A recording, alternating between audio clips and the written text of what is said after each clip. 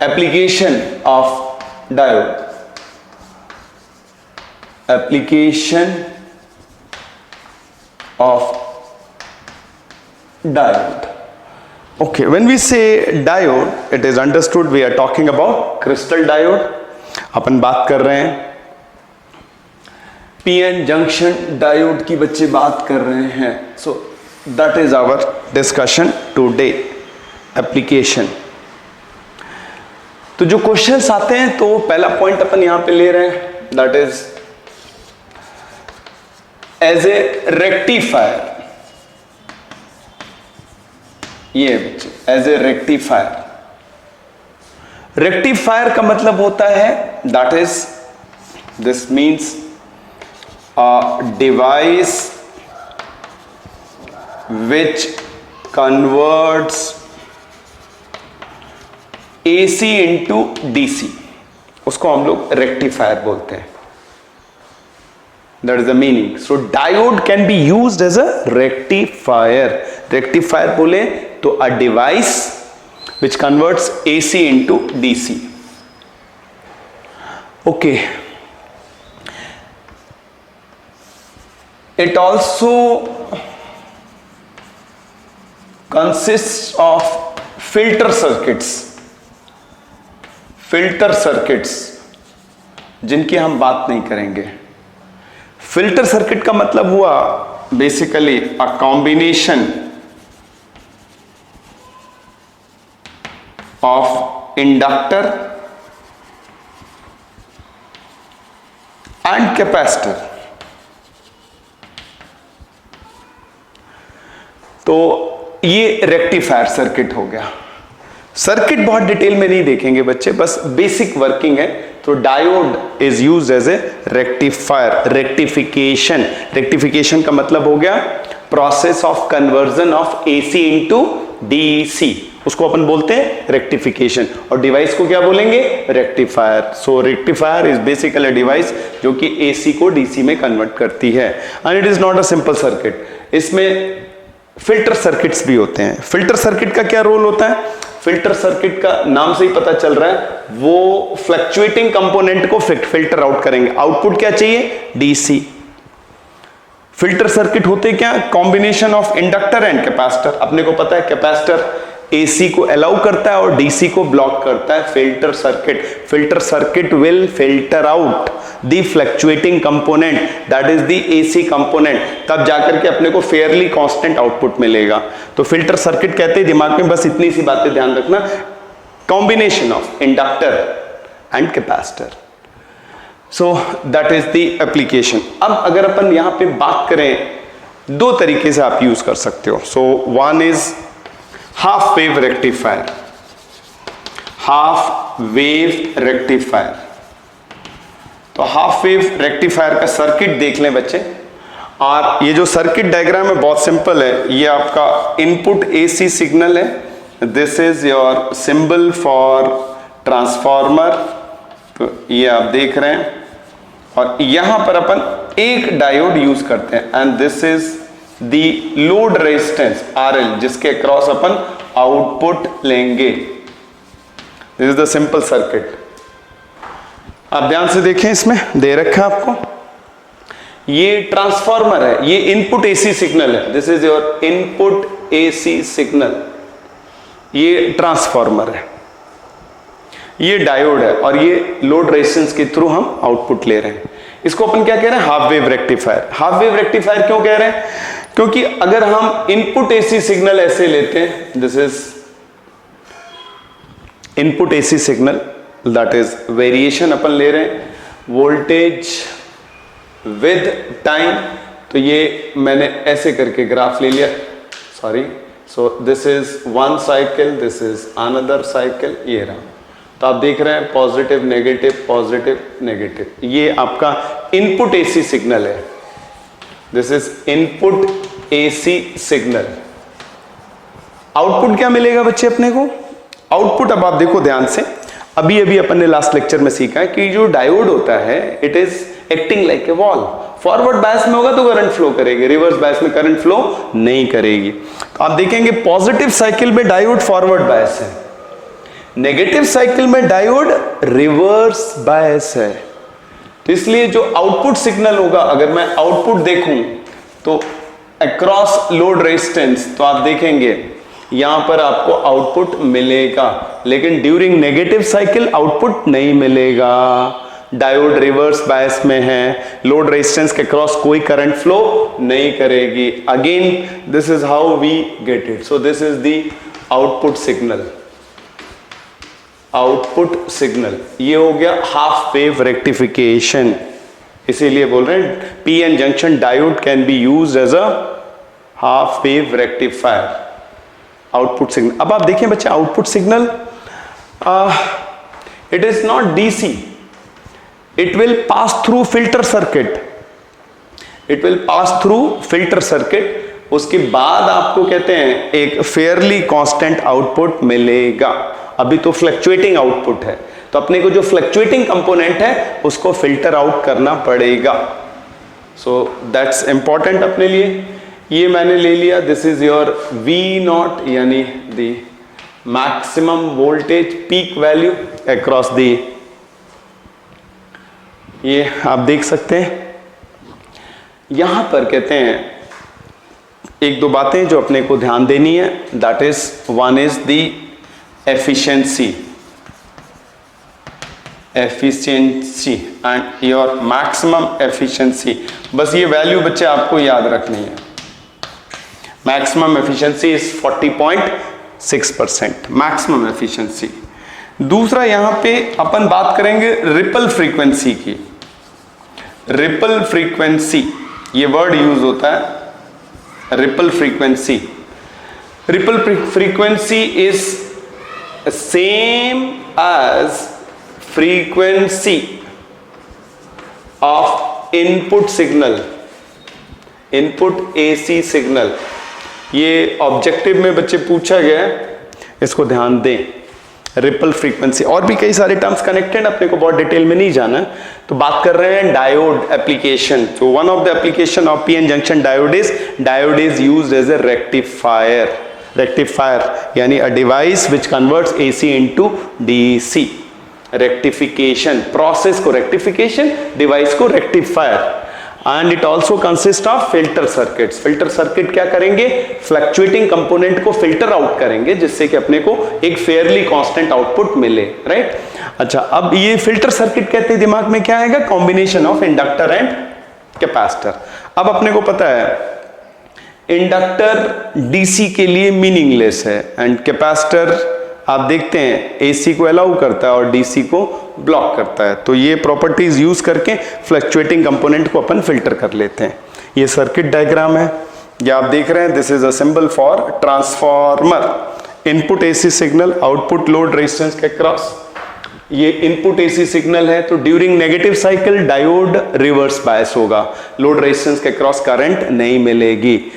ये output signal है and output signal constant नहीं है, आप देख रहे हैं फ्लक्चुएटिंग है, राइट स्टूडेंट।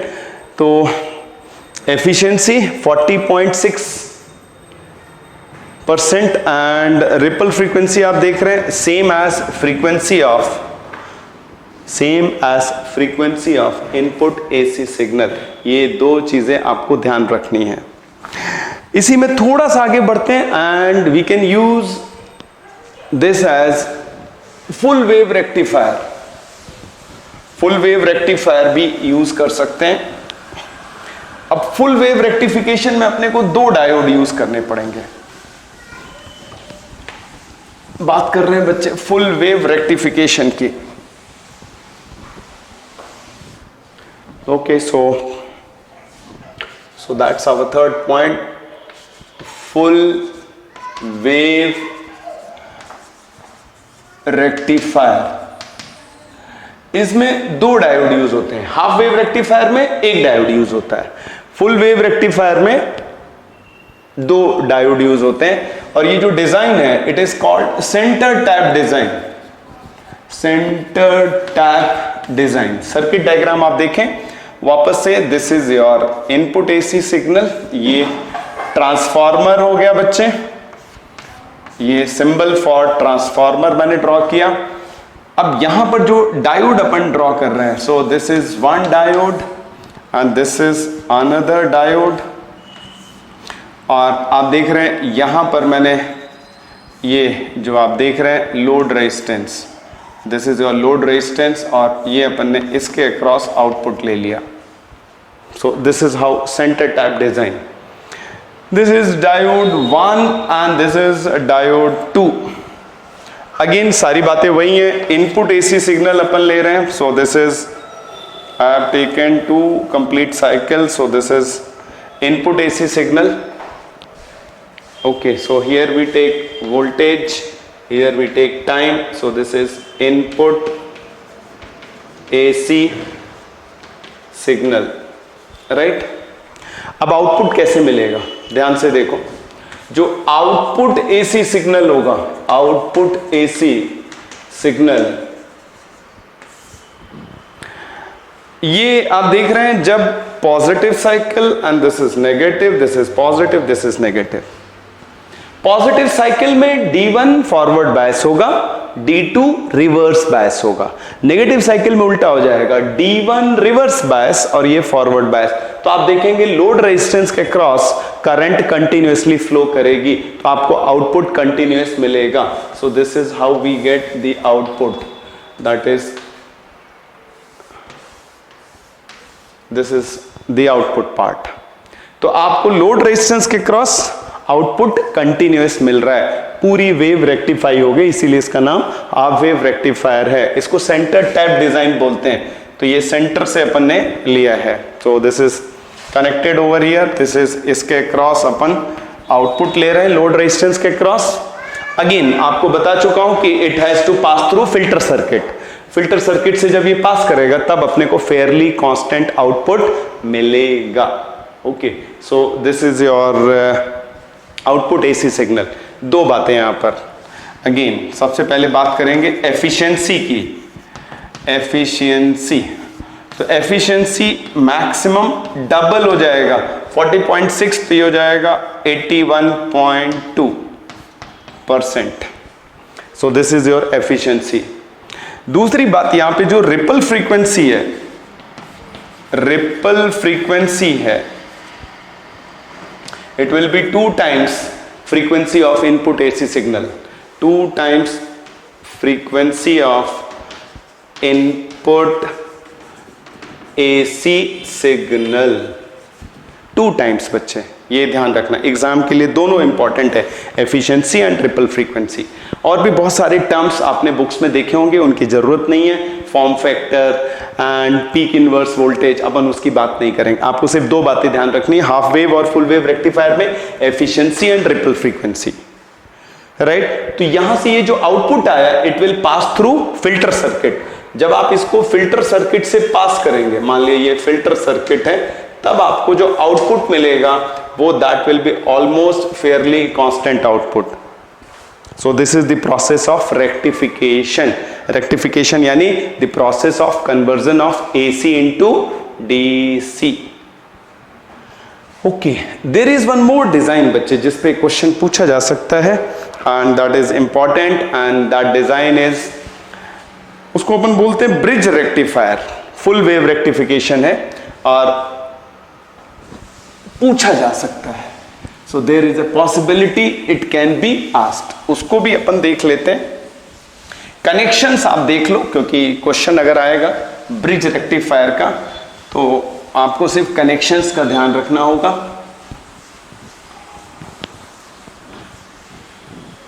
ओके, तो बात कर रहे हैं अपन यहां पर। So fourth, again it is full wave rectifier and it is bridge rectifier. Bridge rectifier, तो सबसे पहले अपन ब्रिज बना लेते हैं बच्चे। तो ये आप देख रहे हैं, ये मैंने ब्रिज बना लिया। ये जो दोनों पॉइंट हैं इनके across, again the similar thing, आपने input AC signal, input AC signal, ये ट्रांसफार्मर का डिजाइन है। ध्यान से देखें सर्किट कैसे बनाना है ब्रिज रेक्टिफायर का। तो ये मैंने यहां पे ले लिया, डायोड ले लिया, यहां पर देख रहे हैं बच्चे, this is how it is, I am making it, this is our diode, PN junction diode यहां पे कनेक्ट किया। I have taken another PN junction diode. Similarly यहां पर अपन ने डायोड बना दिया, और इधर जो अपन देख रहे हैं ये रहा। सो this is the bridge rectifier. अब जो आउटपुट आप लेंगे, आउटपुट अपन जो लेंगे लोड रेजिस्टेंस के क्रॉस, आउटपुट को कनेक्ट करेंगे इसके क्रॉस, ये देखो, और इसको, इसका मतलब नो कनेक्शन, आउटपुट अपन इसके क्रॉस लेंगे, and this is load resistance, ये आउटपुट हो गया, दिस इज आउटपुट। ये बच्चे bridge rectifier. So it is forming a bridge, तो इसीलिए नाम है ब्रिज रेक्टिफायर। इसके कनेक्शंस को आप देख लें, वो आपका यहां पर भी आपको आउटपुट सिग्नल जो है, आउटपुट सिग्नल आपको बिल्कुल वैसे ही मिलेगा जैसे अभी अभी अपन ने ड्रॉ किया था, लाइक दिस, ये आउटपुट सिग्नल है। राइट स्टूडेंट्स, तो आप देखेंगे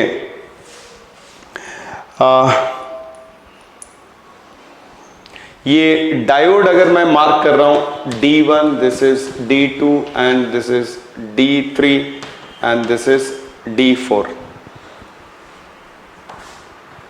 तो आप देखेंगे ये जो आपको मिल रहा है that is D1 and D4, और ये हो जाएगा आपका D2 एंड D3। तो आप देख रहे हैं, तो D2, तो आप देखेंगे ये थोड़ा सा यहां पे करेक्शन करेंगे, दिस इज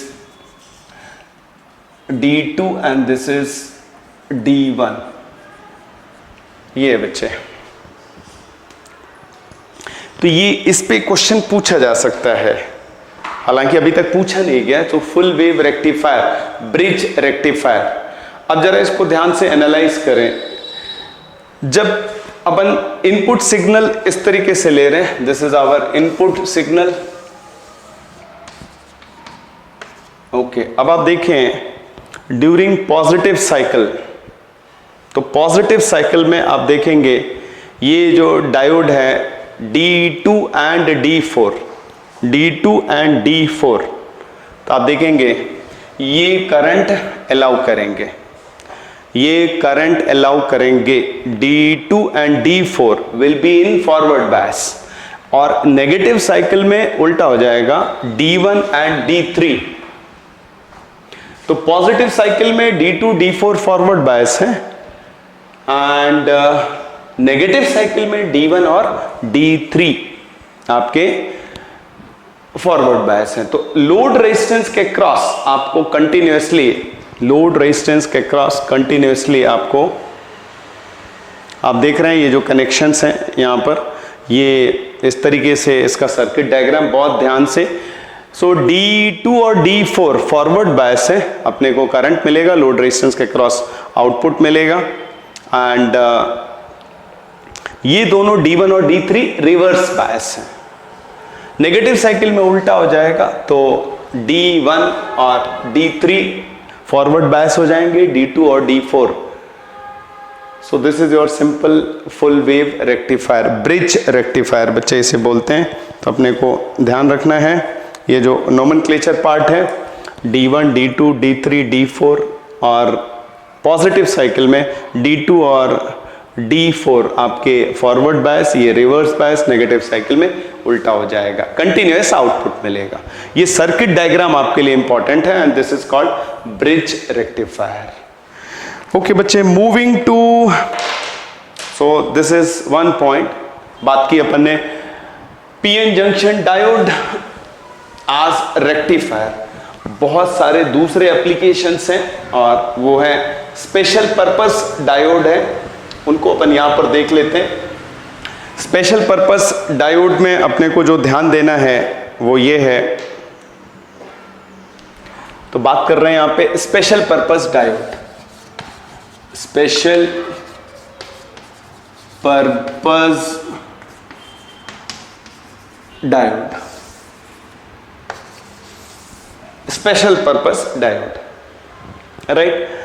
अब इसमें सबसे पहले अपन बात करेंगे LED, light emitting diode. Very common, it's a light emitting diode. तो ये जो एलईडी है basically it is a source of light. इसको सर्किट में अपन शो कैसे करेंगे, इसका जो इट इज, पहली चीज तो अपने को ध्यान रखना, this is forward biased, forward biased, और इसका सर्किट सिंबल इस तरीके से होता है, ये रहा। सो इट एमिट्स लाइट, इसीलिए इसको एलईडी। और ये लाइट कहां से आ रही है, because of combination of electron and holes. तो जब इलेक्ट्रॉन्स एंड होल्स कंबाइन होंगे तो अपने को एनर्जी मिलती है। सो इलेक्ट्रॉन होल्स के कॉम्बिनेशन से सो वी गेट एनर्जी। और मटेरियल और सारी चीजें, जो चीजें सेलेक्ट होती हैं, जो फॉरबिडन एनर्जी गैप होता है, तो वो सारी चीजें इस तरीके से सेलेक्ट करते हैं कि we get light in visible region. और अगर मैं कैरेक्टरिस्टिक की बात करूं, voltage current characteristic, VI characteristic की बात करूं, और सिंपली कैरेक्टरिस्टिक, तो बच्चे ग्राफ वैसे ही होगा जैसे अपन ने बनाया था। That is here I take current and here I take voltage, चूंकि ये रहा, this is how it will be. So this is your forward characteristic, and of course ये जो आप देखेंगे तो it will be almost constant. ये VI characteristic हो गया एलईडी का। We use it in forward bias. तो यहां पे क्या मिल रही है अपने को, जो बायसिंग एनर्जी है, it is getting converted into light energy, light emitting diode, holes और इलेक्ट्रॉन्स के रिकॉम्बिनेशन से। So when you take a diode, उसको फॉरवर्ड बायस करो तो इलेक्ट्रॉन्स होल्स के कॉम्बिनेशन से जो एनर्जी रिलीज हो रही है, डिजाइन इस तरीके से करते हैं कि अपने को विजिबल रीजन में लाइट मिले। Second point, we have photo diode. Photo diode यहां उल्टा है बच्चे, फोटो डायोड में। फोटो डायोड क्या है, रिवर्स बायस है, रिवर्स बायस। और यहां पर इसका जो सिंबल है, इट इज लाइक दिस। तो लाइट इस पे इंसिडेंट कराते हैं, इस लाइट को अपन इंसिडेंट कराते हैं, राइट। तो यहां पर क्या होता है, करंट प्रोड्यूस होगी। जैसी लाइट आप इंसिडेंट कराएंगे, फोटोन एब्जॉर्ब करके, सो electrons and holes pair will be created, तो करंट अपने को मिलेगी। रिवर्स बायस होता है, आप देखेंगे ध्यान से, तो we can change current. Photo diode, तो फोटो डायोड क्या कर रहा है, converting light energy into electrical energy, converting light energy into electrical energy. और यहां पर क्या हो रहा है, यहां पे electrical energy is converting into, तो आप देखेंगे यहां पे अपन कह सकते हैं electrical energy is converting into light energy. So that is your photo diode. यहां पे जो ये इंसिडेंट फोटॉन्स हैं, इंसिडेंट फोटॉन्स की जो एनर्जी है H we, slightly forbidden energy gap से ज्यादा रखते हैं। So that is your photo diode. Photo diode के बहुत सारे एप्लीकेशंस हैं, क्योंकि इसमें अपन देखते हैं करंट चेंज होती है। तो इसका जो कैरेक्टरिस्टिक है, दैट इज आईवी कैरेक्टरिस्टिक जो है, वो आपके लिए इंपॉर्टेंट है। आईवी कैरेक्टरिस्टिक ग्राफ ऐसे होगा, so here we take current and here we take voltage. So this is the graph, this is one. अगर मैं इंटेंसिटी बढ़ा देता हूं तो ये will have like this. Intensity मैं इंक्रीज कर रहा हूं, ये देख रहे हैं। जैसे जैसे आप इंटेंसिटी बढ़ाएंगे we get more reverse saturation current. तो आप अगर मैं ये कहूँ intensity I1, intensity I2, intensity I3, तो अपन ये कहेंगे यहाँ पर this will B I3 greater than I2 greater than I1। So this is your photodiode, LED, light emitting diode. It converts electrical energy into light energy. Forward bias, इसका symbol देख लें, it is giving out light. ये light कहाँ से आ रही है? Because of combination of electrons and holes. उनके recombination से ये एनर्जी रिलीज हो रही है। राइट स्टूडेंट्स, फोटोडायोड रिवर्स है, यहाँ पे लाइट इंसिडेंट हो रही है, ठीक है, रिवर्स बायस है। तो आप देखेंगे रिवर्स बायस में करंट में चेंजेस देख रहे हैं, यही इंपॉर्टेंट कैरेक्टरिस्टिक है फोटोडायोड की। तो ये करंट चेंजेस को डिटेक्ट कर रहा है, तो वो किस पे डिपेंड कर रहा है? Intensity of the incident radiation. इसी से कनेक्टेड कहते हैं एक और है device which is very very important and it is solar cell. बच्चे देखें यहाँ पर थोड़ा सा बात कर रहे हैं अपन सोलर सेल और जेनर डायोड। तो सोलर सेल को अपन देखते हैं, सोलर सेल पे भी क्वेश्चंस पूछे जा सकते हैं। सोलर सेल में कोई बायसिंग नहीं होती है, it is just PN junction diode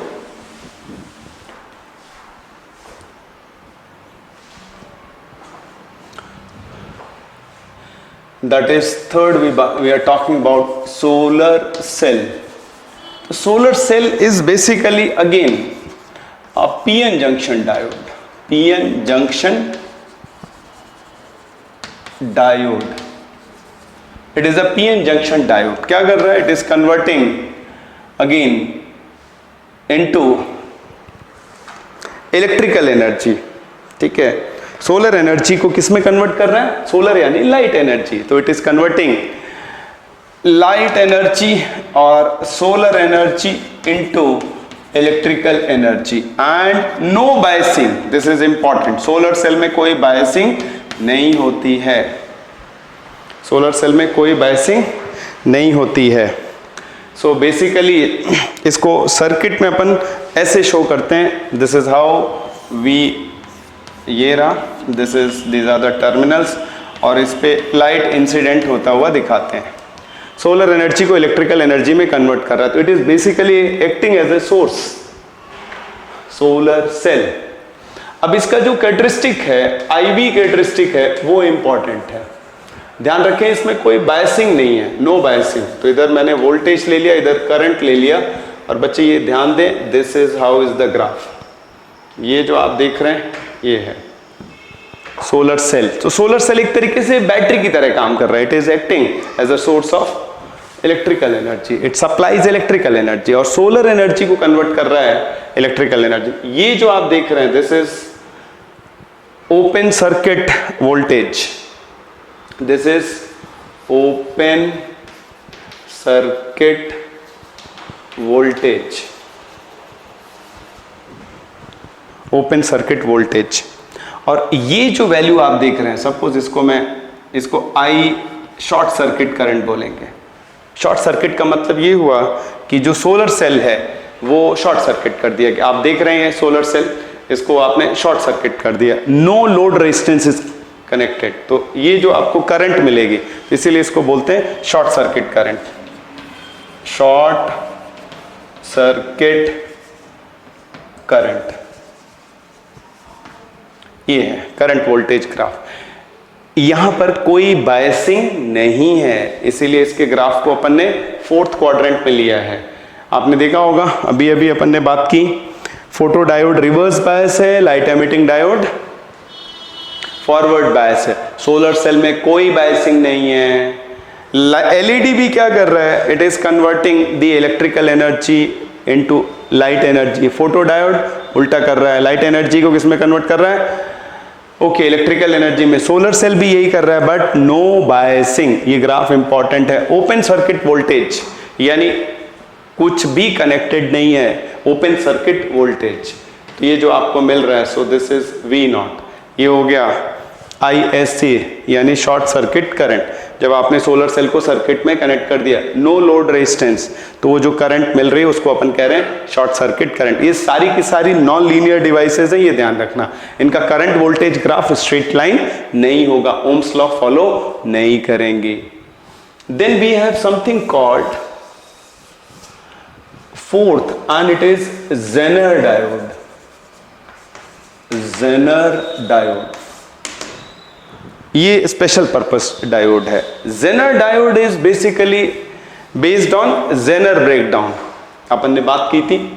so this is based on Zener breakdown,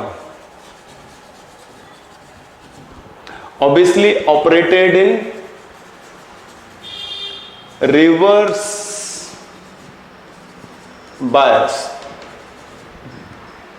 Zener breakdown, and most important is it is used for voltage regulation.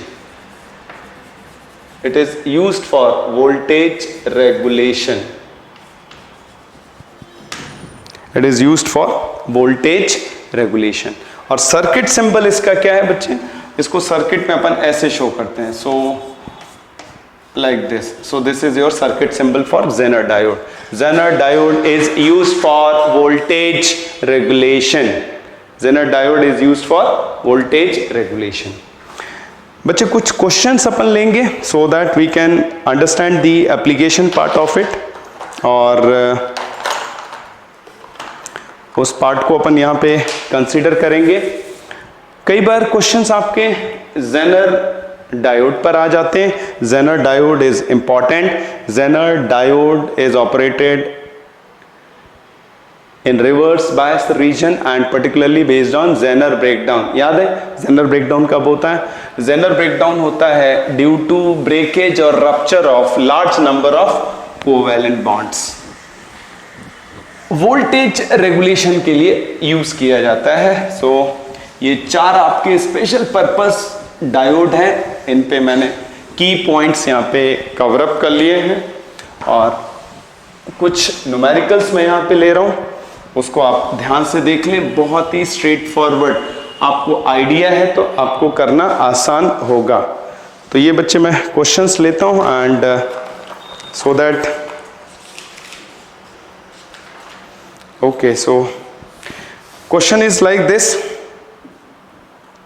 ये एक सर्किट डायग्राम है, और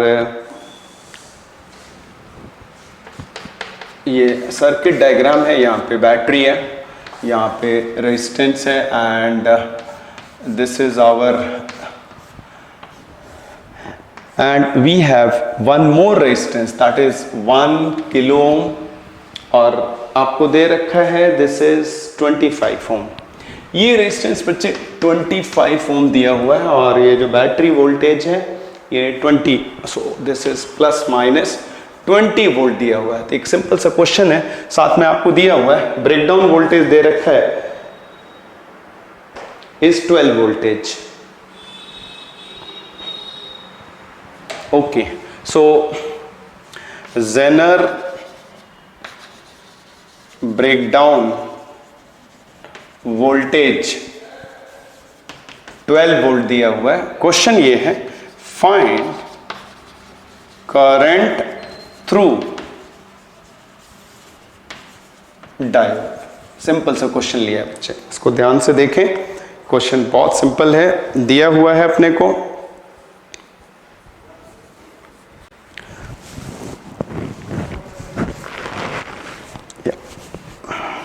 okay, question is find current through diode, अपने को निकालना है।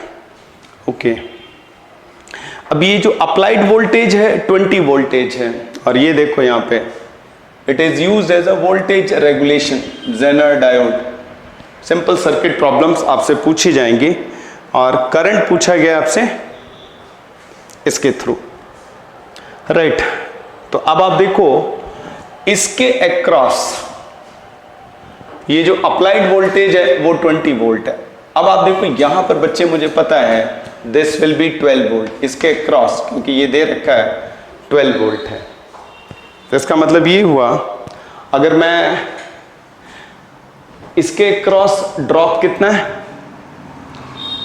12 volt, तो जो रिमेनिंग ड्रॉप है दैट इज 20 माइनस 12 8 वोल्टेज, तो इसके क्रॉस जो ड्रॉप होगा, इसके क्रॉस ड्रॉप होगा 8 वोल्ट का। तो जो करंट है अगर मुझे लिखनी हो, if I wish to write current, तो what is current through 25 ohm, it will be potential difference divided by resistance, that is 8 divided by 25, right? So this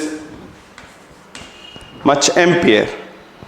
अब आप सिमिलरली ये जो करंट है अपने को we can find out current through 1 kilo Om. What will be current through 1 kilo ओम? इसके cross potential difference कितना, again delta V by R, it will be 12 divided by 1 kilo ohm, that is 10 to the power 3, so that gives us 12 milliampere. So this is the current. 12 milliampere current will flow through 1 kilo ohm, ये रहा. So this is और ये जो current आप देख रहे हैं, जो इसको सॉल्व करेंगे तो ये अपने पास 32 मिली एम्पियर आ जाएगी. तो इसका मतलब बैटरी से जो टोटल करंट ड्रॉ हुई वो 32 मिली एम्पियर और इधर 12 मिली एम्पियर. तो जो रिमेनिंग करंट है, so we have very simple, so if I say current through diode, current through diode will be 32 minus 12 which is 20 milliampere. This is your answer. So we have छोटे छोटे questions पूछे जाते हैं बच्चे. यहाँ पर Zener diode is used as voltage regulation. ये circuit diagram दिया हुआ है, इसका सिंपल सा मतलब ये हुआ कि the points across which Zener diode is connected, उसके अक्रॉस पोटेंशियल डिफरेंस कितना रहेगा 12 वोल्ट. पर्पस है वोल्टेज रेगुलेशन. तो ये जो जेनर डायोड इस तरीके से यहाँ पे फंक्शन करेगा कि ये जो दोनों पॉइंट्स हैं ए और बी, जिनके अक्रॉस ही कनेक्टेड है, पोटेंशियल डिफरेंस 12 वोल्ट मेंटेन रहेगा. तो अब अगर इसके cross potential difference 12 volt maintain है तो 25 वोल्ट के क्रॉस पोटेंशियल डिफरेंस 8 वोल्ट हो गया. कैसे आया 8 volt? It is 20 minus 12 is equal to 8 volt. ये आ गया. फिर अपन ने सिंपल कैलकुलेशंस कर ली, दैट इज करंट निकालना है तो potential difference divided by resistance. तो करंट मिल गई, टोटल करंट जो बैटरी से ड्रॉ हो रही है अपने को मिल गया. क्योंकि एक चीज ध्यान दें, यहाँ पे मुझे रेजिस्टेंस डायोड का नहीं मालूम है, तो इसलिए अपन ने क्या किया, 1 किलो ओम से करंट कैलकुलेट कर ली, 12 मिली एम्पियर. टोटल करंट पता है, so this is your answer 20 milli ampere. Okay, so taking few more questions, जैसे कि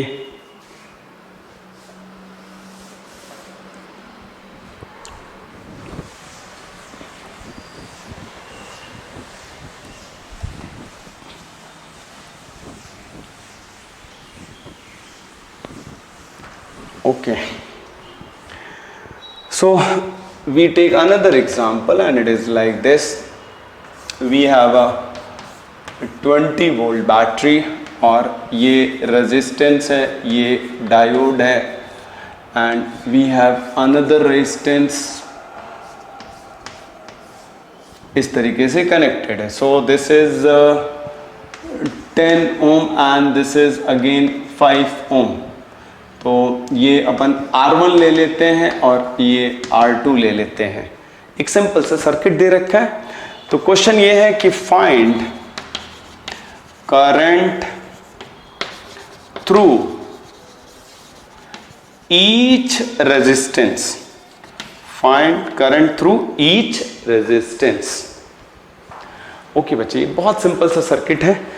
सर्किट में कुछ नहीं दिया हो तो आइडियल डायोड मान के चलेंगे. आइडियल डायोड रिवर्स बायस में इनफाइनाइट रेजिस्टेंस, फॉरवर्ड बायस में करंट अलाउ करेगा. तो ध्यान से मैंने देखा, ये जो डायोड है D1 और ये D2, तो आप देखेंगे D1 रिवर्स बायस में कनेक्टेड है, इसलिए current through R1 will be 0, कोई करंट नहीं फ्लो करेगी.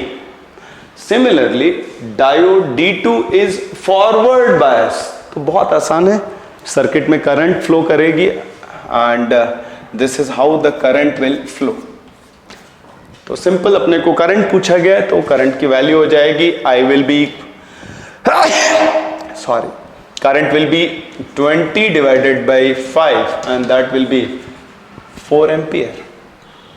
तो इस तरीके के छोटे छोटे क्वेश्चंस बच्चे पूछे जाते हैं।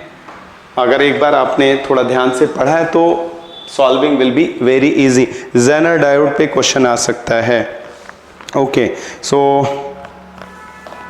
आई take one question, that is photo diode से मैं क्वेश्चन ले रहा हूं। इसको देख लें बच्चे, क्वेश्चंस कैसे आते हैं फोटो डायोड में।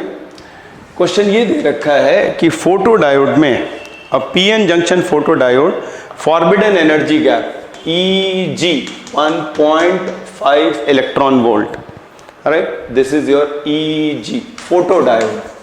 फोटो डायोड यानी PN junction diode, reverse bias. एक फोटो डायोड मुझे दिया हुआ है, उसका फॉरबिडन एनर्जी गैप दिया हुआ है Eg 1.5 इलेक्ट्रॉन वोल्ट। क्वेश्चन क्या पूछा गया, what is the minimum wavelength of radiation that can be absorbed by the material. So what is the minimum wavelength of material that can be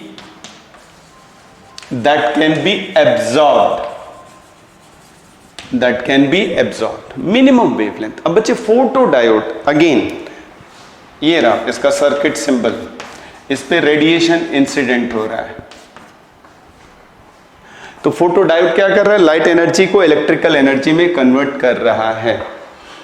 of course incident photon की energy क्या होनी चाहिए, H, it must be greater then Eg। अगर incident photon की energy या radiation की frequency such that है कि एनर्जी फोटोन की फॉरबिडन गैप से कम है तो इलेक्ट्रॉन होल्स पेयर क्रिएट नहीं होंगे। सो दिस इज इंपॉर्टेंट। तो इंसिडेंट रेडिएशन की जो एनर्जी है फोटोन की वो स्लाइटली, तो इसलिए अपने को मिनिमम पूछा गया है। तो आप देख रहे हैं मिनिमम वेवलेंथ, तो राइट, तो अपन क्या लिखेंगे, ये जो delta E is equal to Eg and that will be Hc by lambda, right. तो वेवलेंथ पूछा गया तो we can write it like this, lambda is equal to Hc over Eg, इस तरीके से लिख सकते हैं। अगर मैंने वैल्यू Eg से, तो मिनिमम पूछा गया है, तो मिनिमम कब होगा, जब हम E की वैल्यू किसके इक्वल पकड़ लेंगे, तो एंड दिस विल बी, अपने को पता है 1242 upon 1.5 and this will be nanometer. आपको एटॉमिक फिजिक्स में मैंने बताया था। तो जब आप कैलकुलेशन करते हैं तो इसकी जो वेवलेंथ है 830 नैनोमीटर अप्रॉक्सीमेटली आ जाती है। ये वैल्यू अप्रॉक्सीमेटली 830 नैनोमीटर मिनिमम। अगर इससे वेवलेंथ कम हुई, अगर इससे वेवलेंथ कम हुई तो आप देख सकते हैं ये मिनिमम वेवलेंथ पूछी गई है। What is the minimum wavelength of material, minimum wavelength that material can absorb. तो अपने को जरूरी है इलेक्ट्रॉन होल्स पेयर क्रिएट करना। So that is the minimum wavelength. यहाँ पे रेडिएशन की अपन ने कैलकुलेट कर ली, minimum wavelength not of material, minimum wavelength of radiation जो कि मटेरियल एब्जॉर्ब कर सकता है 830 नैनोमीटर, ठीक है। अगर इससे ज्यादा वेवलेंथ होती है फोटोन की या इंसिडेंट रेडिएशन की तो फोटोन एनर्जी कम हो जाएगी। फोटोन एनर्जी अगर फॉरबिडन गैप से कम हुई तो it will not lead to creation of electron and holes pair. That is the basic concept of photo diode.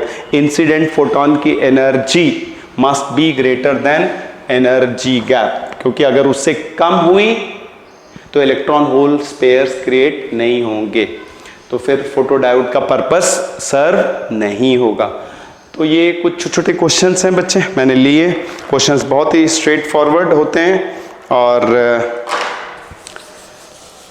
Direct होते हैं, बस बेसिक आइडिया आपको क्लियर होना चाहिए। So we are completing this junction diode part और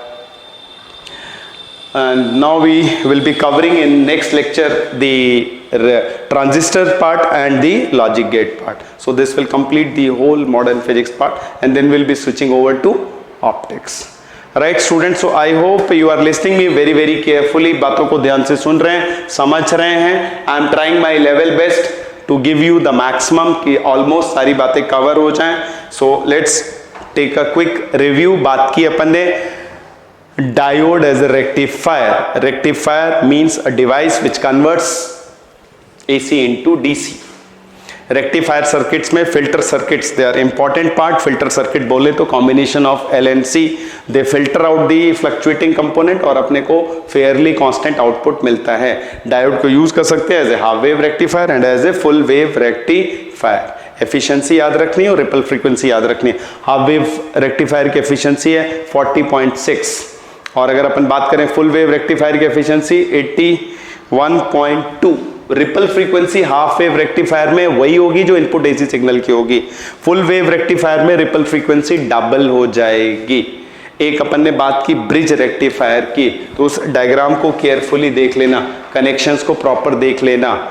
तो bridge के जो डायगोनल्स हैं उन्हीं के अक्रॉस इनपुट और आउटपुट कनेक्शंस होते हैं। तो सर्किट को प्यार से देख लें, पूछा जा सकता है। ब्रिज रेक्टिफायर 4 डायोड यूज हो रहे हैं। Full wave rectifier centre type design में 2 डायोड यूज हो रहे हैं। हाफ वेव रेक्टिफायर में 1 डायोड यूज हो रहा है। उसके बाद फिर अपन ने बात की special purpose diode, LED, photo diode, solar cell and Zener diode.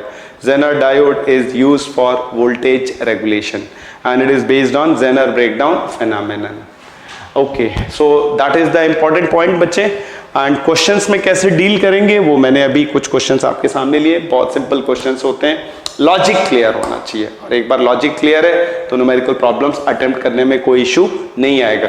Solar cell का वो डायग्राम जरूर ध्यान रखें। करंट वोल्टेज ग्राफ मैंने 4th क्वाड्रेंट में ड्रॉ किया है, तो उसमें एक ओपन सर्किट वोल्टेज टर्म और एक ISC that is short circuit current जब आप सोलर सेल को यूज नहीं कर रहे हैं। फोटो डायोड रिवर्स मोड में यूज होता है और जैसे जैसे इंटेंसिटी इंसिडेंट रेडिएशन की बढ़ेगी सैचुरेशन फोटो करंट यानी रिवर्स सैचुरेशन करंट बढ़ता है। वो ग्राफ में मैंने दिखाया था, वो आपके लिए ऑब्जेक्टिव के लिए इंपॉर्टेंट पॉइंट है। बात बच्चे ट्रांजिस्टर्स की चली है। अब transistor is a latest technology. तो यहां पर जो क्वेश्चंस नीट और एम्स में आते हैं तो अगेन थोड़ा सा जो टर्मिनोलॉजी पार्ट है उसको अपने को ध्यान से देखना है और बहुत ज़्यादा टेक्निकल डिटेल्स में अपन नहीं जा सकते हैं, थोड़ी सी लिमिटेशन है अपनी, right. So we start here. बात कर रहे हैं बच्चे ट्रांजिस्टर की। So it is basically 3-pin device. It is basically a 3-pin device, 3-terminal device. Transistors में 3 टर्मिनल होते हैं और ये जो तीनों टर्मिनल हैं, लाइक ये पहला टर्मिनल है जिसको हम एमीटर कहते हैं, दूसरा टर्मिनल बेस बोलते हैं उसको, और तीसरे टर्मिनल को अपन कलेक्टर बोलते हैं। तो this is the basic language. तो transistor is basically a 3-pin device, a 3-terminal device. Transistor में टेक्निकली स्पीकिंग 3 टर्मिनल होते हैं। जैसा आपने घर में देखा होगा, नॉर्मली जो प्लग होते हैं उसमें 3 टर्मिनल होते हैं। एक लाइव वायर का होता है, एक न्यूट्रल का होता है और एक प्रोटेक्शन के लिए अर्थ का होता है। तो that earthing is for protection purpose. Normal switches में आपने 2 पिन देखे होंगे बच्चे, लेकिन घरों में फॉर सेफ्टी पर्पस हम लोग जो स्विच और प्लग यूज करते हैं वो 3 पिन होता है। जो 3rd पिन होता है वो अर्थिंग के लिए होता है। सो live wire, neutral wire and earthing. Okay, ये तो कॉमन। हाउस होल्ड इलेक्ट्रिसिटी की बात हो गई। अगर हम ट्रांजिस्टर की बात करें, transistor is a latest technology and it has revolutionised the electronic world. और चीज़ें छोटी हो रही हैं, मिनिचराइज हो रही हैं, और पहले चीज़ें बड़ी होती थी साइज में, अब हमारे पास छोटी टीवी हैं, तो सारी चीज़ों का साइज छोटा हो रहा है। So very very powerful, almost used in all electronic circuits. तो basically it is a 3 pin device. तो ट्रांजिस्टर में 3 पिन होते हैं, एमीटर, बेस, कलेक्टर, 3 आपके टर्मिनल्स हो गए। ठीक है बच्चे, तो ये आप जो एमीटर देख रहे हैं, emitter and this is base and this is collector, 3 pin device. अपन एमीटर का जो काम होता है, सप्लाइज मेजॉरिटी चार्ज कैरियर, ये काम होता है। सप्लाइज, नाम से ही बच्चे समझ में आ रहा है, emitter, so it supplies majority charge carriers. Okay, और ये हेविली डोप्ड होता है, डोपिंग लेवल इज हाईएस्ट, तो heavily doped. Base, it is moderately doped, moderately doped. आप देख रहे हैं, और ये जो कलेक्टर है इसका जो डोपिंग लेवल होता है लीस्ट डोप्ड। ये कुछ बातें हैं बच्चे कलेक्टर और एमीटर और बेस को लेकर के। सो कलेक्टर नाम से ही समझ में आ रहा है, so it collects charge carrier supplied by emitter, supplied by emitter, E से डिनोट कर रहे हैं। So B for base, C for collector, E for emitter. तो नाम से ही समझ में आ रहा है कलेक्टर, तो ये क्या करता है, कलेक्ट करता है चार्ज कैरियर्स। कौन से चार्ज कैरियर्स? जिसको सप्लाई किया एमीटर ने। डोपिंग लेवल आप देख रहे हैं लीस्ट है, डोपिंग लेवल लीस्ट है। यहाँ पे हैवी डोपिंग है, हाईएस्ट डोपिंग लेवल है, ये मॉडरेटली डोप्ड है। और अगर मैं बात करूं थिकनेस की, तो आप देखेंगे जो एमीटर की थिकनेस होती है, और ये यहाँ पे बेस दिया हुआ है, तो ये लीस्ट थिन होता है, लीस्ट थिन। और कलेक्टर मोस्ट वाइड, विड्थ की बात कर रहे हैं, और ये this is moderately wide, moderately wide, ऐसा समझ लें इसको। अगर हम कहें इसकी thickness WC, that is width of the collector, this is width of the base and this is width of the emitter, इस तरीके से। तो अगर अपन देखें तो जो रिलेशनशिप है is like this, WC is more than WE और this is much much greater than WB, ये important है। बेस रीजन लीस्ट थिन, तो ये अपने को ध्यान रखना है। तो बेसिकली बच्चे आज अपन बात कर रहे हैं ट्रांजिस्टर की। बहुत ध्यान से, मैं भी इस टॉपिक को आराम से लेना चाहूँगा, क्योंकि मेरे एक्सपीरियंस से मुझे पता है कि बच्चों को इस टॉपिक में प्रॉब्लम होती है। एक्चुअली ये it is a quite technical topic, और इसमें बहुत सारी चीज़ें नहीं समझ आती हैं, लेकिन अपन इसको बेसिक लेवल पे लेंगे जिससे कि आपको एग्जाम में प्रॉब्लम नहीं आए। तो ट्रांजिस्टर का पूरा बैकग्राउंड अपन समझते हैं। तो transistor is basically a 3 pin और 3 terminal device, emitter, base, collector. Emitter का काम क्या है? चार्ज कैरियर सप्लाई करना। कलेक्टर का काम क्या है? To collect the charge carrier supplied by ammeter.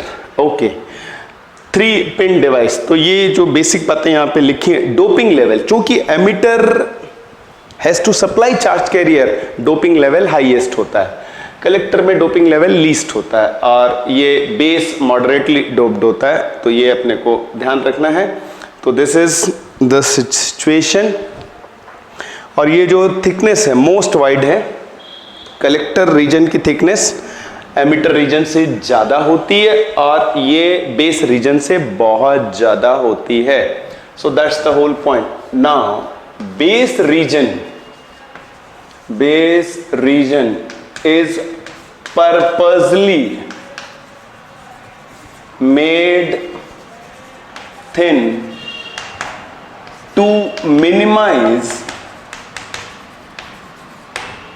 loss of charge carriers.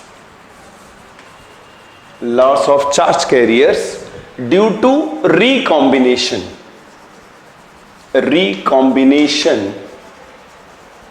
of electrons and holes. ये जो बेस रीजन है इसको बहुत पतला रखते हैं. Base region is purposely made thin. इसको जानबूझकर पर्पसली मेड थिन, और इसलिए क्योंकि इलेक्ट्रॉन और होल्स का रिकॉम्बिनेशन होता है और ये 2 to 5% होता है. ये ध्यान रखना बच्चे अपने को, 2 to 5%. तो बेस रीजन को पर्पसली अपन कहते हैं थिन बनाते हैं, जिससे कि चार्ज कैरियर का लॉस कम से कम हो. To minimise the loss of charge carrier due to recombination. और ये जो width of collector region, now width of collector region is kept large to dissipate heat. So that's the logic. Width of collector region ज्यादा रखते हैं to dissipate heat. जितना ज्यादा area होगा heat easily dissipate होगी. एमिटर रीजन का doping level highest रखते हैं because it has to supply charge carrier. तो this is the basic point. अब अगर हम बात करें ट्रांजिस्टर की, तो दो तरीके के ट्रांजिस्टर हो सकते हैं. सो ये तो this is regarding basic point. तो इन बातों का ध्यान रखते हुए तो एक हो सकता है अपने पास एनपीएन ट्रांजिस्टर. तो एनपीएन ट्रांजिस्टर का मतलब ये हुआ, इट इज लाइक दिस. आप देख रहे हैं, this is an, this is P and this is an. तो ये जो आपका हो गया एमिटर रीजन हो गया, ये बेस हो गया, ये कलेक्टर हो गया. तो आप देख रहे हैं कलेक्टर की विड्थ ज्यादा है. Similarly I can have PNP transistor. तो आप देखेंगे इसको इस तरीके से ड्रॉ करेंगे. Again this is PNP. तो ये एमिटर हो गया, ये बेस टर्मिनल हो गया, ये कलेक्टर टर्मिनल हो गया. तो दो तरीके के ट्रांजिस्टर अपने पास हो गए, एनपीएन एंड पीएनपी. अब इनको सर्किट में कैसे रिप्रेजेंट करेंगे? अब आप सर्किट में रिप्रेजेंट करने की बात करें तो आप देखें यहां पर ये एन रीजन है, मेजॉरिटी चार्ज कैरियर्स इलेक्ट्रॉन्स होंगे. तो जैसे ही आप इसको सर्किट में यूज करेंगे, इलेक्ट्रॉन्स मूव करेंगे यहां से एमिटर से कलेक्टर की तरफ. मेजॉरिटी चार्ज कैरियर्स मूव करते हैं. ये रहा, supplies majority charge carrier. तो NPN transistor will supply electron from emitter to collector. तो इसीलिए इसका जो सर्किट सिंबल है, सर्किट सिंबल इस तरीके से बनाएंगे. सो दिस इज सर्कल बना दिया ये अपन ने. सो दिस इज बेस, तो this is collector and this is emitter. Okay, so this is the circuit symbol. NPN transistor में क्या होगा, ये आप देख रहे हैं एमिटर से कलेक्टर की तरफ electrons will move via base reason. अब आप देखो, इसलिए करंट की डायरेक्शन ऐसे दिखाएंगे. ये एनपीएन ट्रांजिस्टर का सर्किट सिंबल हो गया. लॉजिक बहुत सिंपल है. और अब आप देख सकते हैं यहां पे बेस रीजन को पतला क्यों बनाया गया, why it is made thin. जब आपके electrons majority charge carriers emitter से कलेक्टर की तरफ जाएंगे तो बीच में बेस रीजन है। बेस रीजन बोले तो पी, जहां पे मेजॉरिटी चार्ज कैरियर होल्स हैं। तो जब इलेक्ट्रॉन्स एमिटर से कलेक्टर की तरफ मूव करेंगे तो बीच में जो बेस रीजन है वहां electron holes will undergo combination. Natural है, electrons and holes have natural tendency to recombine and energy is release. तो आप देखोगे अगर ये इसकी विड्थ ज्यादा रखी तो ये जो आपके चार्ज कैरियर्स का लॉस ज्यादा होगा। अभी आपको बताया base region is purposely made thin to minimise loss of charge carrier due to recombination. और रिकॉम्बिनेशन जो होता है प्रैक्टिकल लेवल पे इट इज 2 to 5%। तो इसीलिए इसको पर्पसली अपन पतला बनाते हैं जिससे लॉस ऑफ चार्ज कैरियर कम से कम हो। बात कर रहे हैं बच्चे पीएनपी ट्रांजिस्टर की। पीएनपी ट्रांजिस्टर में आप देखेंगे मेजॉरिटी चार्ज कैरियर होल्स होंगे। तो पीएनपी ट्रांजिस्टर को अगर मैं रिप्रेजेंट करना चाहूं तो this is of course base, collector and this is emitter. तो इसका जो सर्किट सिंबल होगा, एमिटर से कलेक्टर की तरफ होल्स मूव कर रहे हैं तो करंट की डायरेक्शन ये हो जाएगी। तो ये अक्सर कई बार यही पूछ लिया जाता है क्वेश्चन में कि which is the correct circuit symbol. तो ये ट्रांजिस्टर का बैकग्राउंड है। सो ट्रांजिस्टर बच्चों basically it is a 3 pin और 3 terminal device, emitter, base, collector. Emitter का जो रोल है to supply majority charge carriers और कलेक्टर का जैसे नाम है to collect the majority charge carrier supplied by emitter. और ये कहां से पास होते हैं? बीच में एक रीजन आता है बेस रीजन, उसमें से ये पास होते हैं। तो इसीलिए ये सारी चीजें जो अपन ने देखी हैं कि एमिटर में डोपिंग लेवल हाईएस्ट होता है और कलेक्टर की विड्थ ज्यादा रखते हैं। कलेक्टर की विड्थ इसलिए ज्यादा रखते हैं क्योंकि अपने को हीट डिसिपेट करना है। एमिटर में डोपिंग लेवल ज्यादा इसलिए रखते हैं क्योंकि अपने को लार्ज अमाउंट में चार्ज कैरियर सप्लाई करने। और बेस रीजन को पर्पसली अपन थिन रखते हैं।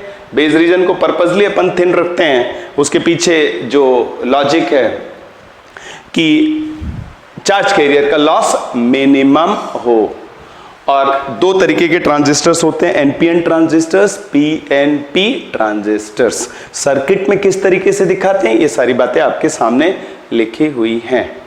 राइट स्टूडेंट्स, तो एक डायरेक्शन का ध्यान रखेंगे।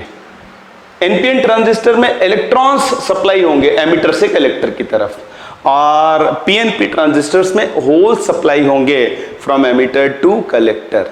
ओके, आगे बढ़ते हैं, बात करते हैं ट्रांजिस्टर कॉन्फ़िगरेशन की।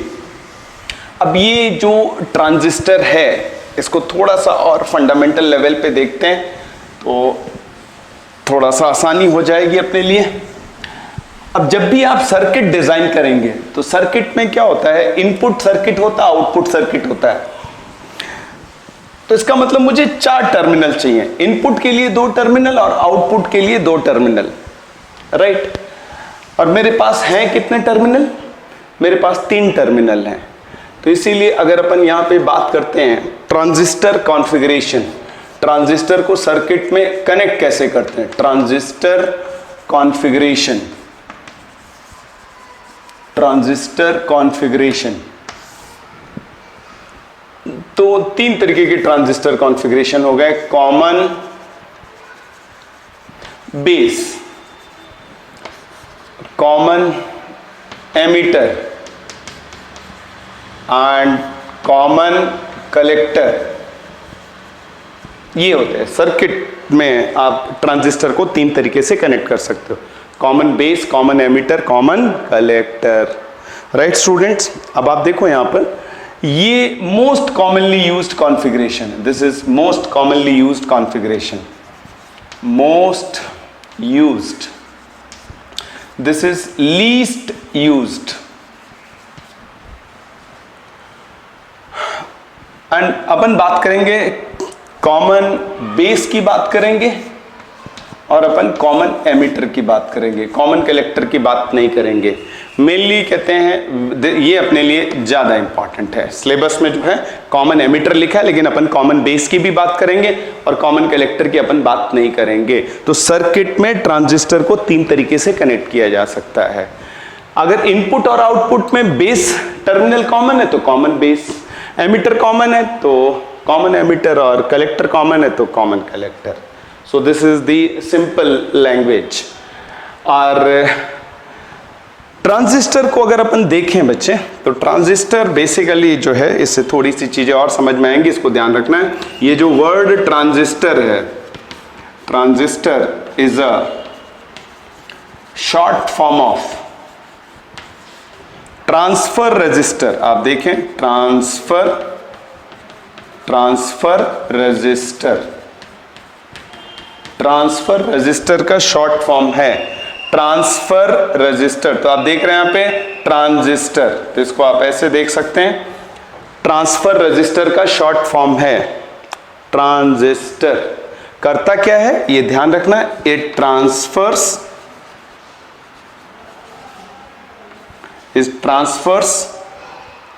a signal from low resistance circuit to a high resistance circuit। इतनी सी बात है, ये आपको ध्यान रहेगा तो आसानी होगी। So transistor is a short form of transfer resistor. It transfers a signal from low resistance circuit. Low resistance circuit का मतलब forward biased, to high resistance circuit. High resistance circuit का मतलब हो गया रिवर्स बायस। अपने को पता है कि हाई रेजिस्टेंस रिवर्स बायस में circuit offers large resistance, forward bias में रेजिस्टेंस लो होता है। इसको जरा प्यार से देखें, ध्यान से देखें, transistor, so it is a short form of transfer resistor. क्या करता है, it transfers a signal from low resistance circuit to high resistance circuit. This is the basic action of transistor, इसीलिए इसका नाम है ट्रांसफर रजिस्टर का short form transistor, right. तो ये ट्रांजिस्टर कॉन्फ़िगरेशन की बात हो गई। अगर मैं बात करूं यूजेस की, ट्रांजिस्टर यूजेस कहाँ होते हैं, तो यूजेस ऑफ ट्रांजिस्टर, तो बच्चे ट्रांजिस्टर को अपन तीन तरीके से यूज करेंगे। देयर आर 3 यूजेस जिसकी अपन बात करेंगे। पहला यूज है as a switch, transistor as a switch use कर सकते हैं, this is one application. Then we can have, transistor को यूज किया जा सकता है as an amplifier, as an amplifier use कर सकते हैं।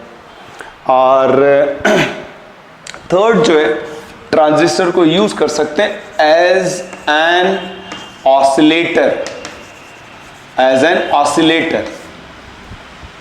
ये रहा। तो ये बच्चे 3 ट्रांजिस्टर के यूजेस हैं। तो ट्रांजिस्टर को यूज कर सकते हो एज ए स्विच, ट्रांजिस्टर को यूज कर सकते हो as an oscillator, and transistor को यूज कर सकते हो as an amplifier. So these are the 3 applications. Okay, as a switch जब भी यूज होगा तो it is always cut off region, cut off और saturated region, this is important. Amplifier जब भी यूज होगा एक्टिव रीजन में यूज होगा, और ऑसिलेटर में भी ये एक्टिव रीजन में यूज होता है, एक्टिव रीजन में यूज होता है, ये इंपॉर्टेंट है। ट्रांजिस्टर एक्टिव रीजन में यूज होता है, and this is cut off region और सैचुरेटेड रीजन। और ये कहते हैं, इसको लीनियर भी बोलते हैं कई बार, लीनियर रीजन, एक्टिव रीजन को लीनियर रीजन कहते हैं। ये लैंग्वेज कहां से आ रही है इसको देख लेते हैं बच्चे। अगर मैं ट्रांजिस्टर कैरेक्टरिस्टिक की बात करूं, ट्रांजिस्टर कैरेक्टरिस्टिक की बात करूं, और मैं ग्राफ ड्रॉ करता हूं बिटवीन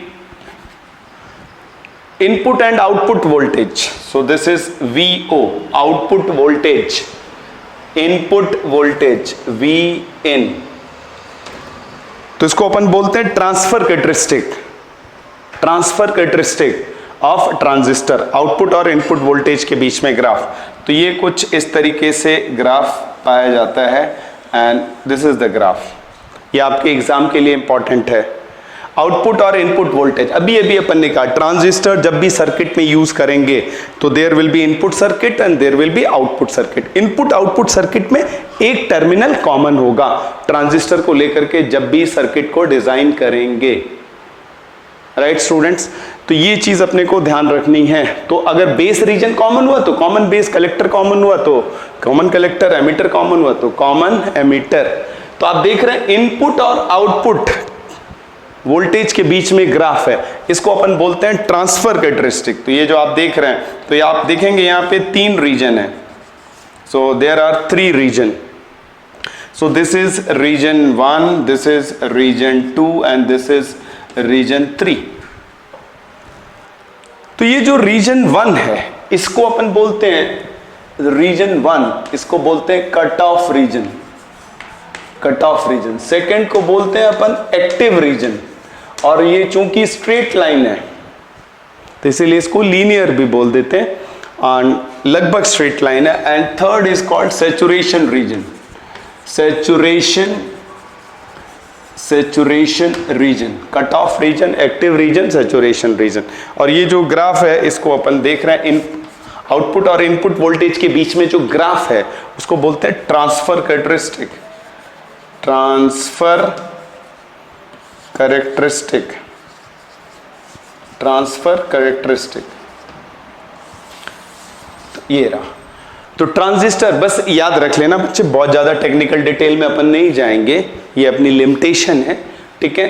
तो ये ट्रांजिस्टर के 3 यूजेस हो गए, as a switch, as an amplifier, as an oscillator. As a switch जब भी यूज होगा कट ऑफ और सैचुरेटेड रीजन में यूज होगा, as an amplifier active region में यूज होगा, and as an oscillator again active region में use होगा। It is used as a switch. अब आप देख सकते हैं यहाँ पे बहुत clearly, when input voltage is low, तो आप देख रहे हैं आउटपुट वोल्टेज हाई है, और जब इनपुट वोल्टेज हाई है तो आउटपुट वोल्टेज लो है। So it is acting like a switch. तो ये बेसिक टर्मिनोलॉजी है रिगार्डिंग ट्रांजिस्टर। आगे बढ़ते हैं और अपन बात करते हैं सर्किट की, and be very alert. Circuit कैसे डिजाइन करेंगे, सबसे पहले मैं यहां पर कॉमन बेस ले रहा हूं, common base.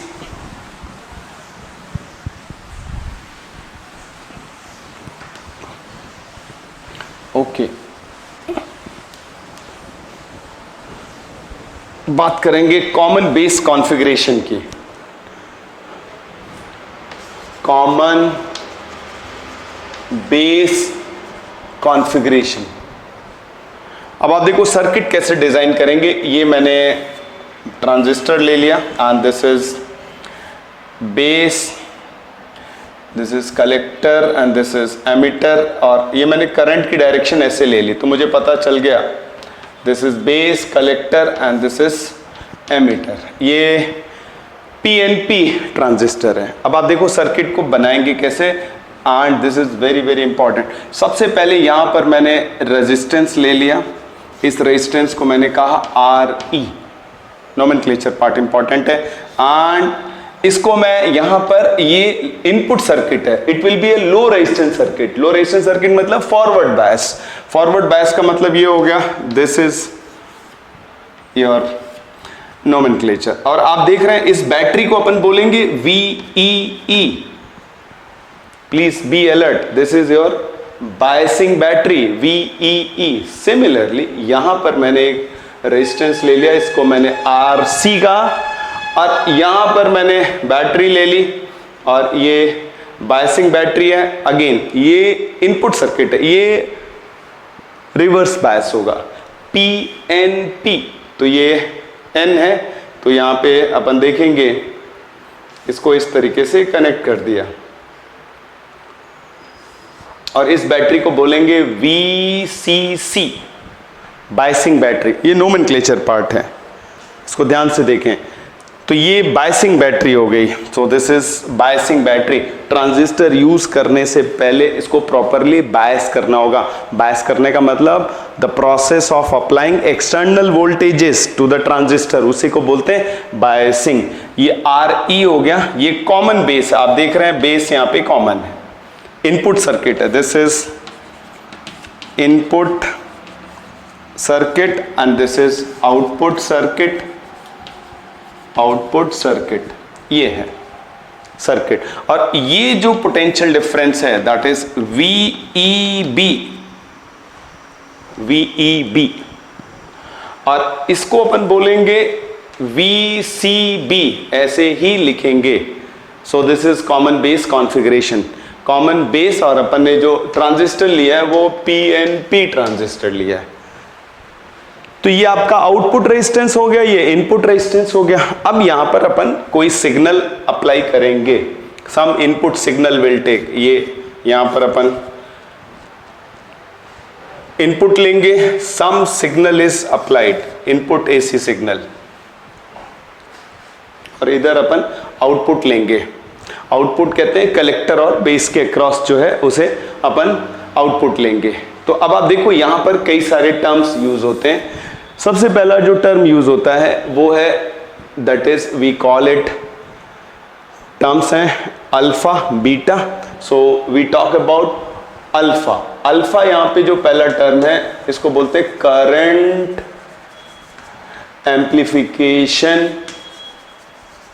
Amplification factor, current amplification factor alpha, current amplification factor. Definition बहुत सिंपल है अल्फा की। अल्फा को दो तरीके से अपन डिफाइन करेंगे। एक होता है अल्फा DC, जब कोई आउट इनपुट सिग्नल नहीं है, कोई भी AC सिग्नल सर्किट में इनपुट नहीं किया, तो ये हो जाएगा आउटपुट करंट यानी collector current upon emitter current, this is alpha DC। और जैसे ही आप इनपुट AC सिग्नल इंपोज करोगे तो there will be fluctuations, it will be changes in collector current divided by changes in emitter current, इसको बोलते हैं alpha AC। Practically ये पाया जाता है कि alpha DC is same as alpha AC। तो अपन AC DC की बात नहीं करेंगे, सिंपली अल्फा की बात करेंगे। और एक चीज यहां पे बहुत इंपॉर्टेंट है, ये एमिटर करंट है और ये आप देख रहे हैं यहां पर, दिस इज एमिटर करंट, और ये कलेक्टर करंट है and this is base current. तो आप देख सकते हैं यहां पर ये डायरेक्शन है and this is very very important, emitter current is equal to base current plus collector current. ये एक फंडामेंटल इक्वेशन है ट्रांजिस्टर कॉन्फ़िगरेशन के लिए। Emitter current is equal to base current plus collector current, और आप इसको ऐसे लिख सकते हो, changes in emitter current is equal to changes in base current plus changes in collector current. This is how we can write it out. Base current usually small होती है, अपने को पता है बेस करंट किसकी वजह से होती है, because of recombination of holes and electrons. तो एमिटर करंट अगर क्वेश्चन में दे रखा है तो अपन लेंगे, तो आप देखेंगे, so we can say usually IB is very small, so emitter current is approximately equal to collector current usually, base current is very small। और ये जो रिलेशनशिप है, this relationship, this is valid for all transistor configuration, this is valid for all transistor configuration. आप इसमें कुछ भी ले लें, कॉमन बेस ले लें, कॉमन एमिटर ले लें, कॉमन कलेक्टर ले लें, तो ये वैलिड है। तो current amplification factor alpha. Okay, फिर छोटे छोटे टर्म्स हैं उनको अपन देख सकते हैं, अपन बात कर सकते हैं, जैसे ये करंट एम्प्लीफिकेशन फैक्टर, इसको करंट गेन भी कह देते हैं, this word is use current gain. Then we can have voltage gain. Now this voltage gain, voltage gain will be output voltage upon input voltage, उसको voltage gain बोलेंगे। और अपने को पता है it is I into R, तो ये हो जाएगा alpha into resistance gain, resistance gain। तो ये वर्ड यूज होता है, resistance gain, current gain, current gain, output current upon input current, resistance gain. तो अगर अपन रेजिस्टेंस गेन की बात करें, so this will be RC upon RE, so this is your resistance gain, ये voltage gain. Similarly we can have something called power gain, power gain की बात कर सकते हैं, तो output power upon input power, तो power gain, power gain is output power over input power. अपने को पता है पावर का एक्सप्रेशन होता है I²R, तो इसको अपन कह सकते हैं this will be alpha square into resistance gain, resistance gain, ये रहा बच्चे। तो ये बेसिक टर्मिनोलॉजी है, कॉमन बेस सर्किट, ये मैंने ड्रॉ किया, ये आपके सामने है और आप देख सकते हैं द लैंग्वेज पार्ट, और ये जो current gain, voltage gain, resistance gain and power gain. तो जब भी अपन बोलेंगे पावर गेन तो output power upon input power, voltage gain output voltage upon input voltage, resistance gain it is output resistance upon input resistance, and current gain common base configuration में अपन इसको इस तरीके से लिखते हैं, करंट गेन को अपन alpha से रिप्रेजेंट करते हैं, so this is how we represented current gain. Okay, बात करते हैं अपन अब इसमें कैरेक्टरिस्टिक की बात चले। अगर मैं कैरेक्टरिस्टिक की बात करूं तो 3 तरीके की ट्रांजिस्टर कैरेक्टरिस्टिक्स होती हैं। ये emitter current is equal to base current plus collector current, ये रिलेशन सभी कॉन्फ़िगरेशन के लिए वैलिड है, इस बात को ध्यान दें। Okay, so we talk about transistor characteristic. तो इसमें सबसे पहले इनपुट कैरेक्टरिस्टिक आ जाएगा। इनपुट कैरेक्टरिस्टिक तो है क्या बेसिकली? है it is a graph. Characteristic की बात कर रहे हैं तो इनपुट कैरेक्टरिस्टिक में अपन यहां पे करंट लेंगे, एमीटर करंट, और किसके बीच में graph? Graph between VEB and keeping VCB constant रखेंगे। So this is your input characteristic. Input circuit ले लिया तो आप देखेंगे ये ग्राफ इस तरीके से होता है। This is your input characteristic. Obviously ये सब नॉन लीनियर डिवाइसेस हैं। सेकेंड आपका हो जाएगा आउटपुट कैरेक्टरिस्टिक। आउटपुट कैरेक्टरिस्टिक तो आउटपुट कैरेक्टरिस्टिक ये हो जाएगा graph between collector current versus VCB। अब यहां पे इनपुट सर्किट को कांस्टेंट रखेंगे, VEB को कांस्टेंट रखेंगे। VEB कांस्टेंट दैट इज अपन एमीटर करंट कांस्टेंट रखेंगे, इनपुट सर्किट पे चेंजेस नहीं करेंगे। तो आप देखेंगे इसका जो ग्राफ है कुछ इस तरीके से आ जाता है। बस अपने को ध्यान रखना है कि ग्राफ इस तरीके से होता है। जैसे जैसे आप ये आपने यहाँ पे एमीटर करंट 0 ले ली, तो जैसे जैसे एमीटर करंट बढ़ेगी तो ग्राफ की शेप कुछ इस तरीके से होगी। बस ये ध्यान रखना है बच्चे, इसको अपन एक्सप्लेन नहीं कर सकते कैसा ग्राफ क्यों आता है, आपको बस ये ध्यान रखना input characteristic, output characteristic and transfer characteristic. Transfer characteristic की अपन बात कर चुके हैं। तो ट्रांसफर कैरेक्टरिस्टिक जो होगा, ट्रांसफर कैरेक्टरिस्टिक का मतलब ग्राफ बिटवीन आउटपुट वोल्टेज और इनपुट वोल्टेज, ये अपन ऑलरेडी बात कर चुके हैं, राइट स्टूडेंट्स। तो यहां पर आप देखेंगे दिस इज लाइक दिस, तो अपने को पता है this is region 1, this is region 2, this is region 3। Transfer characteristic. Okay, तो बात कर रहे हैं अपन ट्रांसफर कैरेक्टरिस्टिक की। तो ये 3 कैरेक्टरिस्टिक की बात होती है। शक्ल याद रखनी ग्राफ की, बहुत ज्यादा डिटेल में नहीं जाना है, ये इंपॉर्टेंट है। So 1 is your cut off region, second is your active region and third is saturated region. Saturated region तो ट्रांजिस्टर यूज होता है as a switch region 1 and region 3, cut off और सैचुरेटेड रीजन। ट्रांजिस्टर यूज होता है as an oscillator and as an amplifier in region 2, linear part. So ये पूरी की पूरी टर्मिनोलॉजी है connected with common base. Common emitter में likewise transfer characteristic, input characteristic, output characteristic, graph की शक्लें बिल्कुल एक जैसी होंगी, सिर्फ आपके एक्स एक्सिस और वाई एक्सिस पे जो टर्म है वो चेंज हो जाएंगे। अब कॉमन बात कर रहे हैं बच्चे, कॉमन एमिटर, तो ये नाम से समझ में आ गया कॉमन एमिटर। कॉमन एमिटर में जो करंट गेन होता है, करंट गेन, उसको अपन बीटा से डिनोट करते हैं, current gain, resistance gain.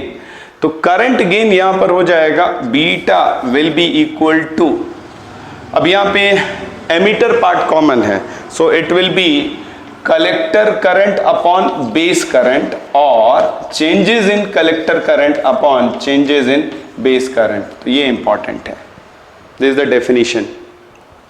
Input output के बीच में एमिटर रीजन कॉमन होगा, तो ये अल्फा बीटा में रिलेशनशिप अपने लिए इंपॉर्टेंट है क्योंकि क्वेश्चन पूछे जाते हैं and relation is very simple, alpha is equal to beta over 1 plus beta.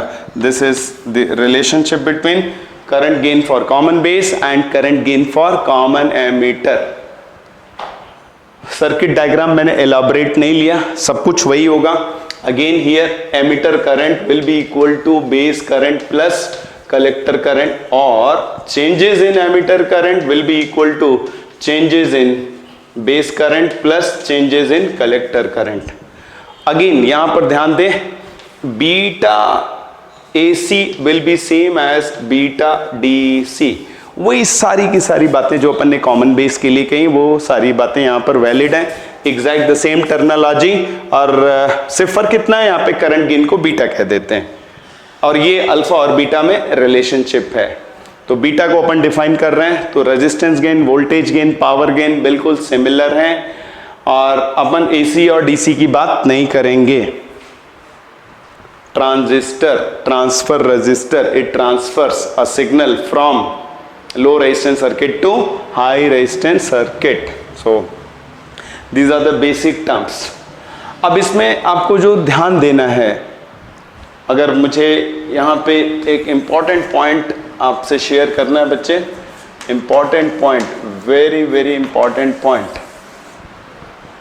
Common base में if this is your input signal तो this will be your output signal, amplified होगा same phase, so this is for common base configuration. Common emitter में क्या होगा, ये उल्टा हो जाता है, so this is common emitter. ये पॉइंट आपके लिए इंपॉर्टेंट है, this is very very important. Common emitter में output signal 180 degree phase difference पर होता है, आउट ऑफ फेज होता है। This is input AC signal, input AC signal, और ये आप देख रहे हैं कॉमन बेस में। कॉमन कलेक्टर की अपन बात नहीं करेंगे, ये अपने सिलेबस का पार्ट नहीं है। So this is how we handle circuit. Nomenclature part आप ध्यान देंगे, जो बेस रीजन होगा, जैसे अपन ने लिखा था VEB, यहां पे लिखेंगे VBE, तो बेस रीजन हमेशा बाद में लिखा जाएगा। बायसिंग बैटरीज की नोमेनक्लेचर 2 सबस्क्रिप्ट यूज होंगी, जैसे आपने देखा कॉमन बेस में अपन ने क्या लिखा, VCC बायसिंग बैटरी के लिए, सिमिलरली अपन ने लिखा VEE, यहां पर क्या होगा कॉमन एमिटर में VBB। तो इस तरीके से this is the entire circuit nomenclature. Again अगर मैं कैरेक्टरिस्टिक की बात करूं तो ग्राफ वैसे ही होंगे। कॉमन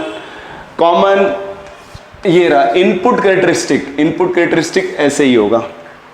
यहां पे क्या ले लेंगे, अपन बात कर रहे हैं यहां पर बेस करंट ले लेंगे, सो बेस करंट आपकी इनपुट करंट हो जाएगी, और ये जो हो जाएगा दिस विल बी VBE, और ये अपन मेंटेन करेंगे VCE, कांस्टेंट मेंटेन करेंगे। ये आपका इनपुट कैरेक्टरिस्टिक हो गया। सिमिलरली दी आउटपुट कैरेक्टरिस्टिक, आउटपुट कैरेक्टरिस्टिक किसके बीच में ग्राफ हो जाएगा, आउटपुट कैरेक्टरिस्टिक ग्राफ हो जाएगा कलेक्टर करंट, और यहां पे ले लेंगे VCE। तो ग्राफ आप देखेंगे शक्ल वैसी ही मिलेगी जैसे अपन ने ड्रॉ किया था, और यहाँ पे बेस करंट अपन 0 ले रहे हैं, और बाकी ट्रांसफर कैरेक्टरिस्टिक की अपन बात कर चुके हैं। सिर्फ एक्स एक्सिस वाई एक्सिस पे नोमेनक्लेचर विल चेंज। तो ये आपकी इनपुट करंट है, base current is input current and collector current is output current. तो I hope this all helps you. एक बेसिक टर्मिनोलॉजी को लेकर के जो कंफ्यूजन है, मैंने कोशिश की यहाँ पर आप सर्किट डायग्राम प्रॉपरली ड्रॉ कर पाएं, और ये अल्फा बीटा के बीच में relationship, and this is important. Okay, coming to the transistor as an oscillator. तो आप देख रहे हैं यहाँ पे एम्प्लीफिकेशन एक्शन है, क्योंकि इसको समझना बहुत आसान है, क्योंकि जो आउटपुट सर्किट है उसका रेजिस्टेंस ज्यादा है, आउटपुट सर्किट का रेजिस्टेंस ज्यादा है। Any small changes in output circuit, तो उससे अपने को जो करंट एम्प्लीफिकेशन मिलेगा, एनी स्मॉल चेंजेस, तो आप देखेंगे आउटपुट आपका मैग्नीफाइड होगा। अगर एमीटर करंट में चेंज हो रहा है तो कलेक्टर करंट में भी चेंज होगा। तो small change multiplied by a large value gives you a large output. This is the basic concept. अब अगर मैं बात करूं ऑसिलेटर की, ट्रांजिस्टर एज एन ऑसिलेटर, बहुत ज्यादा कुछ बच्चे इसमें अपने को नहीं करना है, ऑसिलेटर की बात हो रही है। तो पहली चीज समझनी है, it is a device which produces AC of desired frequency, AC of desired frequency. So that is the meaning of oscillator, AC of desired frequency. There are many applications जहाँ पे हमें अल्टरनेटिंग करंट की frequency change करनी होती है, तो oscillator चाहिए होता है। घरों में जो एसी सप्लाई होती है उसकी फ्रीक्वेंसी फिक्स है, और ये आपको वैल्यू याद रखनी है 1/2 pi under root LC, transistor as an oscillator. और जब ट्रांजिस्टर एज एन ऑसिलेटर की बात करते हैं तो 3 सर्किट होते हैं उसमें, ट्रांजिस्टर एज एन ऑसिलेटर। पहला सर्किट होता है, आप लिख सकते हैं टैंक सर्किट। टैंक सर्किट का मतलब पैरेलल LC सर्किट, वो टैंक सर्किट हो गया। So this is L, this is C। Of course amplifier circuit होता है, there is a amplifier circuit, and C, there is a feedback circuit. So we have feedback circuit, we have amplifier circuit, and we have tank circuit. So this is your oscillator circuit की बात चल रही है, oscillator circuit। तो feedback circuit यहां पर ध्यान दें बच्चे, इट इज पॉजिटिव फीडबैक। 2 तरीके के फीडबैक होते हैं, positive feedback and negative feedback. है क्या फीडबैक? इज वेरी सिंपल, वो जो आउटपुट सर्किट से थोड़ी एनर्जी लेकर के वापस इनपुट सर्किट में डालना, that process is called feedback. अब अपने को प्रैक्टिकली पता है कि ऑसिलेशंस सस्टेन नहीं होते हैं क्योंकि एनर्जी का लॉस होता है, एंड प्रैक्टिकली भी हमेशा अपने को क्या मिलते हैं? Damped oscillations. तो अगर अपन ने एनर्जी लॉस को कंपनसेट नहीं किया तो ऑसिलेशंस क्या हो जाएंगे? डाई आउट हो जाएंगे। तो क्या करेंगे अपन? आउटपुट सर्किट से थोड़ी एनर्जी लेकर के वापस इनपुट सर्किट में डाल देंगे, जिससे कि ऑसिलेशंस मेंटेन रहें। सो this is your positive feedback circuit. तो 2 तरीके के फीडबैक हो गए, positive feedback and negative feedback. वो जो आउटपुट सर्किट की एनर्जी वापस इनपुट सर्किट में डाल रहे हैं, तो मेरे पास 2 पॉसिबिलिटी हैं। अगर मैं सेम फेस में एनर्जी को डाल रहा हूं तो it will B positive feedback, and if it is in opposite face उसको बोलते हैं negative feedback. So this is the meaning of feedback circuit. Circuit details में नहीं जाना है, बस बेसिक बातें समझ लेनी है. Oscillator, it is a device which produces AC of desired frequency. ये एक्सप्रेशन याद रखना बच्चे, F is equal to 2 pi under root LC. Oscillator circuit में 3 सर्किट होते हैं, tank circuit, amplifier circuit and feedback circuit. Feedback का मतलब होता है process where a part of output energy is fed back into input circuit. If it is in same phase, इसको अपन positive feedback बोलेंगे, and if it is in negative out of phase, तो उसको अपन बोलेंगे negative feedback. और feedback circuit की जरूरत हमें इसलिए पड़ती है क्योंकि oscillations अगर मुझे sustain करने हैं तो जो loss हो रहा है उसको compensate करना है. So that is basically your transistor. तो इसमें हमने अल्फा देखा, बीटा देखा, इनके बीच के रिलेशंस देखी एंड ट्रांजिस्टर कैरेक्टरिस्टिक्स अपन ने देखे. और basically transistor is a three pin device और इसको कैसे सर्किट में कनेक्ट करते हैं, different configuration. And transistor basically what it does, it transfers a signal from low resistance circuit to high resistance circuit. तो this is the entire technology, the terminology. तो I hope with this बच्चे आपको दिक्कत नहीं आनी चाहिए. रह गई बात ट्रांजिस्टर सर्किट प्रॉब्लम्स की, तो अगर आप ये बेसिक चीज़ें जानते हैं तो आपको इनपुट आउटपुट सर्किट में केवल और केवल KVL अप्लाई करना पड़ेगा, किरचॉफ्स वोल्टेज लॉ, जो कि पिछले 1-2 सालों से ट्रेंड स्टार्ट हो गया है नीट और एम्स में.